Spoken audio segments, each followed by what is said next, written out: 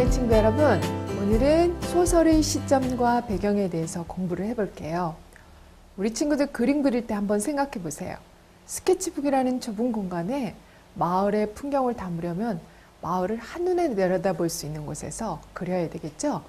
반면에 꽃이나 동물을 그리려면 아주 가까이에서 자세히 살펴보면서 그리는 게 좋아요. 소설도 역시 마찬가지예요. 내가 이야기를 하면 가깝게 느껴지고 그가 이야기를 하면 멀지만 객관적인 느낌이 들어요. 이렇게 누가 어디에서 누구에 대해 어떻게 말하는지가 시점이며 이야기를 전달하는 사람을 화자라고 해요. 화자는 말하는 사람, 즉 작품에 나오는 등장인물의 행동과 사건 따위를 이야기하는 서술자로 작가 자신이 화자가 될 수도 있지만 화자는 어디까지나 작가가 이야기를 효과적으로 전달하기 위해 내세운 허구의 인물이에요. 사실 우리가 소설을 읽는 것이 신앙에 유익하지 못한 이유는 이런 소설 속 허구의 인물을 통하여 거짓된 가치관을 심어주기 때문이죠. 사단은 소설이나 이야기, 잡지 등의 매개물을 통해서 하나님의 말씀을 부지런히 연구해야 할 정신 속에 허황되고 부질없는 생각들을 가득 채우려고 힘쓰고 있어요. 이렇게 해서 생애의 엄숙한 문제들에 써야 할 수많은 시간과 모든 능력과 자아 훈련을 사단은 빼앗아가고 있어요. 그 이유는 소설은 단순한 쾌락에 대한 사랑을 길러주므로 그것을 읽는 일은 인생의 실제적인 의미에 대하여 취미를 갖지 못하게 하죠. 실제로 독일의 문호 괴테가 쓴 젊은 베르테르의 슬픔이란 그 소설이 있어요. 그 소설에 보면 주인공인 베르테르가 자살을 해요. 그런데 그 책을 읽은 많은 젊은이들이 주인공을 따라서 자살을 했어요. 이렇게 소설 속에 등장하는 허구의 인물의 거짓된 행동이 끼친 영향이 젊은이에게 얼마나 큰지 알 수가 있어요. 그래서 부모들은 선하게 만들어주지 않는 모든 가마력을 가정에서 몰아내도록 노력해야 돼요. 어떤 부모들은 이 문제에 대해서 배워야 할 것들이 참 많아요.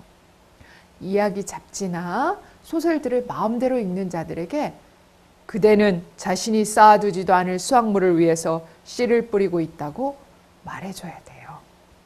그러한 독서에서는 신앙적인 힘을 얻을 수가 없어요. 오히려 그러한 독서는 말씀의 순결한 진리에 대한 사랑을 소멸시켜버리기 때문이죠.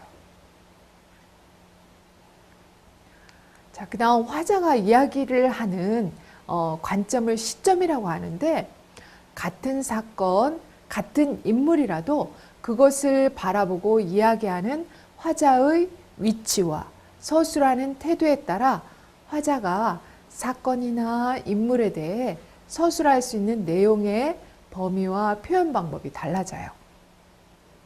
그래서 작가가 작품의 주제를 정확하게 전달하려면 작품에 알맞은 시점을 잘 선택해서 써야 돼요. 화자가 이야기하는 방식에는 4가지가 있어요.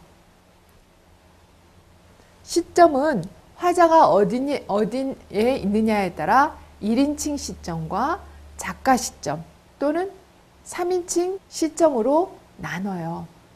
또한 화자가 어떤 태도로 서술하느냐에 따라 주인공 시점과 관찰자 시점으로 나눌 수 있죠. 자, 그럼 시점별의 특징은 한번 우리 어떤 특징을 가졌는지 알아볼까요? 일단 위치에 따라서 작품 속에 나와 작품 밖에 그나 아무개나 작가가 있어요. 그리고 태도에 따라서는 주관적 태도와 객관적 태도가 있는데요. 주관적 태도에는 1인칭 주인공 시점이 있어요. 주인공이 이렇게 화자가 되는 거죠. 그리고 전지적 작가 시점이 있어요. 작가가 모든 것을 알면서 하는 거예요. 그리고 객관적 태도에서는 1인칭 관찰자 시점이 있어요. 자, 1인칭이 주인공이 되는 것이 아니고 관찰을 하는 시점이죠. 그리고 3인칭 관찰자 시점이 있어요. 자, 그러면 1인칭 주인공 시점은 인물의 생각이나 느낌을 잘 드러낼 수 있어요. 인물이 품은 생각이나 느낌 따위를 쉽게 드러내기 때문에 독자들에게도 자기 이야기처럼 받아들여져 믿음이 가고 가깝게 느껴져요. 하지만 다른 인물의 마음을 들여다보거나 내가 없는 곳에서 일어난 사건은 이야기할 수가 없죠. 그 다음 두 번째, 1인칭 관찰자 시점은 주인공의 생각과 행동을 평가할 수가 있어요. 주인공의 말이나 행동, 사건, 상황 따위를 묘사하고 평가할 수 있다는 게 특징이에요. 주인공의 생각이나 느낌 따위가 드러나지 않아 독자에게 긴장감과 놀라움을 주기도 하지만 주인공의 생각이나 마음 상태를 전달하기는 어렵지요. 주로 이야기만 쭉 늘어놓을 가능성이 높아요. 그리고 세 번째, 전지적 작가 시점이 있는데요. 이 시점은 작가의 사상을 담을 수가 있어요. 등장하는 인물들의 마음속 생각이나 행동을 묘사하고 또 분석하고 평가할 수 있고 전체적인 상황을 그려내는 장편 소설에 많이 쓰여요. 또한 작가가 삶을 바라보는 태도나 사상 따위를 담아낼 수도 있어요. 하지만 관점이 여러 인물로 옮겨 다니기 때문에 산만해지기 쉽고 또 작가가 모든 인물들의 생각과 행동을 꿰뚫고 있어서 비밀스러움이나 긴장감은 떨어져요. 그리고 네 번째, 3인칭 관찰자 시점은 사실적이고 객관적으로 묘사할 수 있어요. 그 또는 어떤 인물의 그 한 사람을 통해서 그 인물의 행동이나 말, 겉모습 등을 사실적이고 객관적으로 묘사하기 때문에 아주 표현이 생생해요. 주로 삶의 어느 한 부분을 중심으로 다룬 단편 소설에 아주 적합한데요. 그렇지만 등장인물의 생각을 직접 전달하지 못하고 화자가 관찰한 내용만 전하기 때문에 이야기가 단조롭고 주제를 드러내기도 어려운 단점이 있어요. 작품 속에 또 작가의 사상 따위를 담아낼 수도 없죠. 자, 그러면은 시점과 초점의 차이점을 좀 알아볼까요? 시점은 화자가 작품 전체를 바라보는 각도예요. 초점은 화자가 작품 속의 어느 한 인물이나 사건 따위에 집중하는 부분을 말해요. 그래서 1인칭 시점은 초점이 항상 주인공에게만 맞춰져 있어요. 이와 달리 작가 시점은 화자의 초점이 한 인물에 고정되기도 하고 또 다른 인물로 이동하기도 해요. 특히 다양한 사건들이 펼쳐지는 장편 소설의 경우 화자가 어느 한 인물에 집중하기보다는 여러 인물들에게 초점을 옮겨가면서 서술을 하죠. 작품 전체를 바라보는 화자의 시점은 그대로 유지하면서 대상만 바꿔서 서술하는 것을 초점의 변화라고 해요. 하나님의 진리를 받아들이기 전에 소설을 읽는 습관을 형성한 사람들이 있어요. 교회와 연합한 후 그들은 이 습관을 이기기 위해 노력을 했어요. 이러한 부류의 사람들 앞에 그들이 전에 버렸던 독서물들을 두는 것은 마치 술을 아주 좋아하는 술꾼에게 술을 주는 것과 같아요. 끊임없이 그들 앞에 시험을 줌으로써 그들은 곧 견실한 독서에 대한 흥미를 잃어버려요. 그들은 성경 연구에 아무런 흥미도 갖지 않게 돼요. 그들의 도덕적 힘은 약화돼 버리고 죄는 점점 물리칠 필요가 없는 것으로 보이게 돼 버려요. 불성실함의 증가와 생활의 실제적 의무에 대한 혐오감이 자라나게 돼요. 그리고 마음이 왜곡됨에 따라 자극적인 성격의 모든 책들을 또 읽게 되는 거죠. 그같이 해서 사단이 완전히 영혼을 자기의 지배 아래 장악할 수 있는 길이 열리게 돼요. 이렇게 소설을 읽음으로 재미를 보고 악용되어 온 지력이 천연계와 또 하나님의 창조물 가운데서 있는 모든 진리를 연구함으로써 우리 마음은 새로워질 수가 있어요. 그래서 우리는 천연계를 아주 많이 봐야 돼요. 하나님의 말씀을 읽으면 마음이 기도하도록 우리 마음이 준비가 돼요. 기도로 하나님께 더 가까이 나가는 경향이 우리들에게 그처럼 적은 가장 큰 이유는 상상력을 자극시키고 거룩하지 못한 정욕을 일으키는 아주 매혹적인 소설을 읽음으로 우리들 스스로를 이 거룩한 일에 적합하지 않게 만들기 때문이에요. 하나님의 말씀에는 취미가 없어지고 기도의 시간도 잊어버리게 돼요. 혼자 있을 때는 혼자 있는 것이 우리는 아니에요. 볼지어다 내가 너희와 항상 함께 있으리라고 말씀하신 분의 임재를 느껴야 돼요. 사진을 찍을 때를 우리 한번 생각해 보면 아무것도 없는 밋밋한 벽 앞에서 찍는 것보다 알록달록한 꽃밭에서 찍는 게 훨씬 보기 좋죠. 또 비 오는 날 찍으면 아무리 활짝 웃어도 좀 우울해 보이고, 화창한 날 찍으면 좀 찡그려도 덜 화가 난 것 같아 보여요. 사진뿐 아니라 소설 속에서도 배경은 중요한 역할을 하죠.